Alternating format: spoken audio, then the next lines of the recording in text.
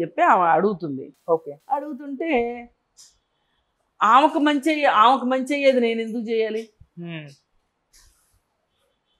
ఇప్పుడు ఆమె డాక్యుమెంటరీ తీసుకుంటే నేను ఎందుకు ఇవ్వాలి? ఇది ధనుష్ ఉద్దేశం. ఇవ్వనన్నాడు. అయితే ఇక వాళ్ళు ఏం చేశారంటే తప్పనిసరి పరిస్థితుల్లో ఒక 3 సెకండ్ల పాటు డైరెక్ట్ ఫిల్మ్లోది కాకుండా ఓకే. సెల్ ఫోన్లో వీడియో తీసిన దాన్ని వేసుకున్నారు దాంట్లో.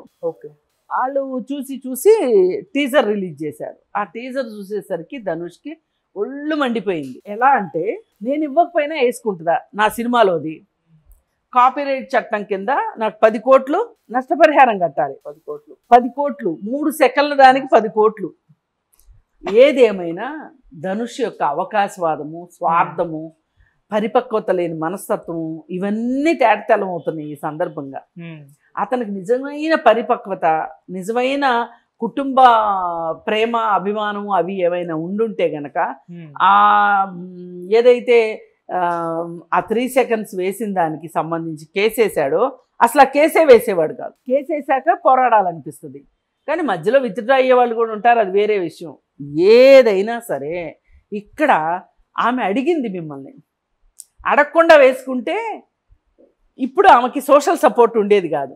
ఇవాళ ఇండస్ట్రీ మొత్తం యావత్తు సోషల్ సపోర్టు మొత్తం నయనతారకే ఉన్నాయి. అవును. ఎందుకంటే నయనతార అడిగింది, ఇస్తే ఏం పోయింది? అదేమంటే ఇప్పుడు నువ్వు అక్కడ డబ్బులు తీసుకుంటున్నావు కదా, నీకు ఇక్కడేమన్నా మరి నేను ఫ్రీగా ఎందుకు ఇవ్వాలి, నాకు ఏదైనా డబ్బులు ఇస్తే ఇస్తాను అని ఉంటే ఆ డబ్బులు ఆమెకు నచ్చితే ఇచ్చేదేమో. కానీ నువ్వు అలా నాంచి పెట్టడం వల్ల ఆమె ఏమనుకుంటుంది, ఇంక రాదుగా వన్సు, నేను అందుకని చెప్పి వేరే ఇంకేదన్నా అనే నీ మనస్తత్వం బయటకు వస్తుంది. కానీ నాకు ఉపయోగపడిపోయినా పర్వాలేదు, 2 వాళ్ళకి ఉపయోగపడితే మనకు ఒక మానసిక ఆనందం వస్తుంది. ఆ ఆనందం లేనివాడు ప్రశాంతంగా బతకలేడు. అతను లైఫ్లో ఒక రకంగా ఒక్క సినిమా ఫీల్డ్లో సక్సెస్ అయ్యాడు, కానీ మిగతా ఎక్కడ అతను సక్సెస్ కాల. తల్లిదండ్రుల్ని వదిలేసి వచ్చాడు, వచ్చి పెంపుడు తండ్రి దగ్గర ఉన్నాడు. అసలు తల్లిదండ్రులు ఇతను ఎక్కడున్నాడో కనిపెట్టి వచ్చారు. కానీ ఇతనికి ముందు నుంచి తన తల్లిదండ్రులు ఎక్కడుంటారో తెలుసు, వాళ్ళ దగ్గరికి వెళ్ళాలనుకోలే. అంత సామాన్యులకి కొడుగ్గా ఉండటాన్ని అతను జీర్ణించుకోలేకపోతున్నాడు. ఓకే.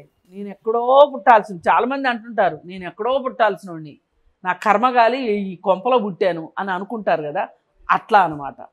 అలా అతను కస్తూరి రాజన్ దగ్గర పెరగటాన్ని ఒక స్టేటస్ సింబల్గా తీసుకున్నాడు. అది అయిపోయిన తర్వాత మరి వాళ్ళు కేసేస్తే DNA టెస్ట్కి అడిగారు వాళ్ళు, మేము రెడీ అన్నారు. కానీ ఇతను రెడీగా లేడు, ఎందుకంటే ఇతనికి తెలుసు నేను వాళ్ళ కొడుకునే అని. అలాగే ఒక గొప్పింటి అమ్మాయిని చూసి లవ్ చేశాడు. సరే రజనీకాంత్ కూడా సరే కానీ అని చెప్పి ఇచ్చాడు. ఆ బంధాన్ని నిలబెట్టుకోలేకపోయాడు, ఆ బంధంలో నుంచి కూడా బయటికి రావాల్సిన పరిస్థితి. ఇలా ఏ విధంగా చూసుకున్నా కానీ అతనికి మానసికంగా అతని మనస్సు అతని అధీనంలో లేదు అనేది అర్థమవుతుంది. అంటే మనస్సు మన అధీనంలో ఉండటము అంటే ఏంటి అంటే, మనం జనవరి 1 రోజున ఏం చేద్దాం అనుకుంటున్నామో అదే 31 వరకు అవసరం ఉన్నా లేకపోయినా చేస్తామా? డిసెంబర్ 31 వరకు అంటే న్యూ ఇయర్ రోజు మనం ఒక రెజల్యూషన్ తీసుకున్నాం కాబట్టి ఇంకా అదే అని దాని మీద స్టిక్ అని ఉంటామా? ఉండవు కదా. అలాగే ఏదైనా దీనికి వర్తిస్తుంది. మనం కాలానుగుణంగా మన అవసరాల్ని, మన పద్ధతుల్ని మార్చుకోవాల్సిన అవసరం ఉంటుంది. అదేది అతని దగ్గర కనిపించట్లా. సొంత తల్లిదండ్రులు పనికిరారు, ప్రేమించి పెళ్లి చేసుకున్న అమ్మాయి పనికి రాలేదు, నీకు ఇంకా వేరే బంధాలు కావాల్సి వచ్చినాయి ఇప్పుడు.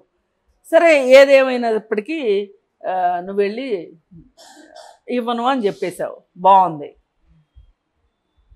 ఇలా రెండో వాళ్ళ సంతోషాన్ని ఇవ్వను అని కూడా చెప్పలా. ఓకే. ఇవ్వను అని చెప్పకుండా వాళ్ళు ఆ సినిమాలో క్లిప్పింగ్ కాకుండా ఫోన్లో రికార్డ్ చేసిన దాన్ని వేసుకున్నారు. వాళ్ళు ఒక 3 సెకండ్లు వేసుకుంది.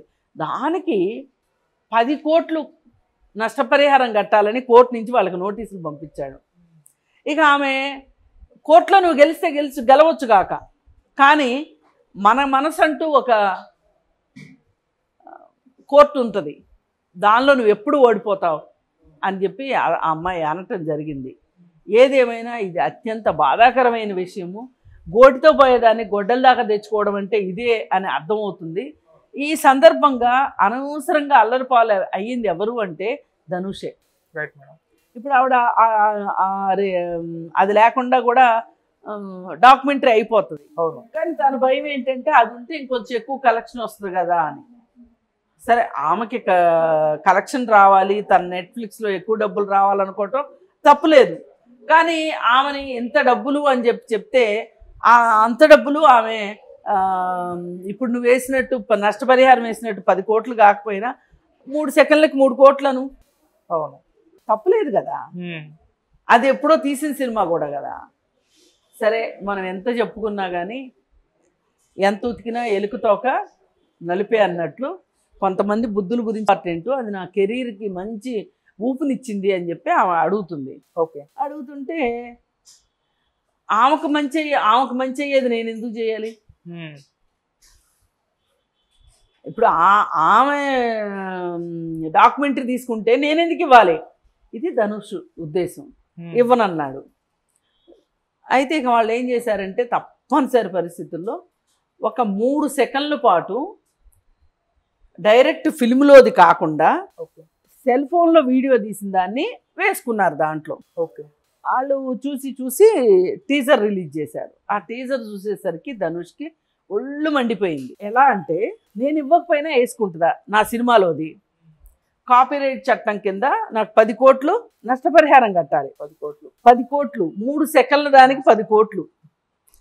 ఏదేమైనా ధనుష్ యొక్క అవకాశవాదము, స్వార్థము, పరిపక్వత లేని మనస్తత్వము ఇవన్నీ తేటతెల్లం అవుతున్నాయి ఈ సందర్భంగా. అతనికి నిజమైన పరిపక్వత, నిజమైన కుటుంబ ప్రేమ, అభిమానము అవి ఏమైనా ఉండుంటే గనక ఏదైతే ఆ 3 సెకండ్స్ వేసిన దానికి సంబంధించి కేసేసాడో అసలు ఆ కేసే వేసేవాడు కాదు. కేసేసాక పోరాడాలనిపిస్తుంది. కానీ మధ్యలో విత్డ్రా అయ్యే వాళ్ళు కూడా ఉంటారు, అది వేరే విషయం. ఏదైనా సరే ఇక్కడ ఆమె అడిగింది మిమ్మల్ని, అడగకుండా వేసుకుంటే ఇప్పుడు ఆమెకి సోషల్ సపోర్ట్ ఉండేది కాదు. ఇవాళ ఇండస్ట్రీ మొత్తం యావత్తు సోషల్ సపోర్టు మొత్తం నయనతారకే ఉన్నాయి. అవును. ఎందుకంటే నయనతార అడిగింది,